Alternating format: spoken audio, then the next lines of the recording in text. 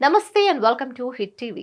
Chandrayaan, Gaganyaan, Aditya L1 ప్రయోగాలతో దూసుకుపోతున్న భారత్ మరో కీలక ప్రకటన చేసింది. సముద్ర గర్భ అన్వేషణ కోసం భారత్ చేపడుతున్న తొలి మానవ సహిత డీప్ ఓషన్ మిషన్ సముద్రయాన్ చేపడతామని కేంద్ర భూ విజ్ఞాన శాస్త్ర శాఖ మంత్రి కిరణ్ రిజిజు వెల్లడించారు. ఇందులో భాగంగా శాస్త్రవేత్తల బృందం సముద్ర మట్టం నుంచి 6000 మీటర్ల లోతులోకి వెళ్లి పరిశోధనలు, అధ్యయనం చేస్తారని కిరణ్ రిజిజు ప్రకటించారు. మరి సముద్రయాన్ కోసం మత్స్య అనే జలాంతర్గామిని సిద్ధం చేస్తున్నామని వివరించారు.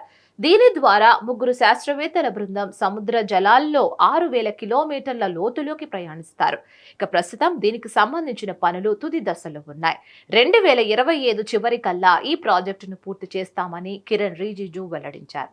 సముద్ర జలాల్లోని వనరులు, జీవ వైవిధ్యంపై అధ్యయనం కోసం 2021లో కేంద్ర ప్రభుత్వం సముద్రయాన్ ప్రాజెక్టును ప్రకటించింది.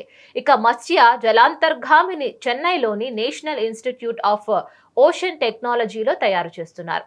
ఇందులో ఆధునిక సెన్సార్లు, టూల్స్ ఉంటాయి. ఇది 12 గంటల పాటు పనిచేస్తుంది. అత్యవసర సమయాల్లో దీని సామర్థ్యాన్ని 96 గంటల పాటు పెంచవచ్చునని శాస్త్రవేత్తలు చెబుతున్నారు. ఇప్పటి వరకు America, China, Russia, France, Japan దేశాలు ఈ ప్రాజెక్టులను విజయవంతంగా చేపట్టాయి. అంతేకాకుండా ఈ జలాంతర్గామి సముద్ర జీవ వైవిధ్యానికి ఎలాంటి హాని కలిగించదు. ఇక ప్రధానమంత్రి బ్లూ ఎకానమీ లక్ష్యాలను ఈ మిషన్ మరింత బలోపేతం చేస్తుందని మంత్రి తెలిపారు. ఈ ప్రాజెక్టు గురించి క్లుప్తంగా చెప్పాలంటే, భారత ఏకకాలంలో గగన్యాన్ ద్వారా అంతరిక్షంలోకి, సముద్రయాన్ ద్వారా సముద్ర గర్భంలోకి, అక్కడి రహస్యాలు గుట్టును విప్పేందుకు మానవ సహిత మిషన్లను పంపించేందుకు సిద్ధమవుతుందన్నమాట. సో దీనిపై మరిన్ని అప్డేట్స్ కోసం కీప్ వాచింగ్ హిట్ టీవీ.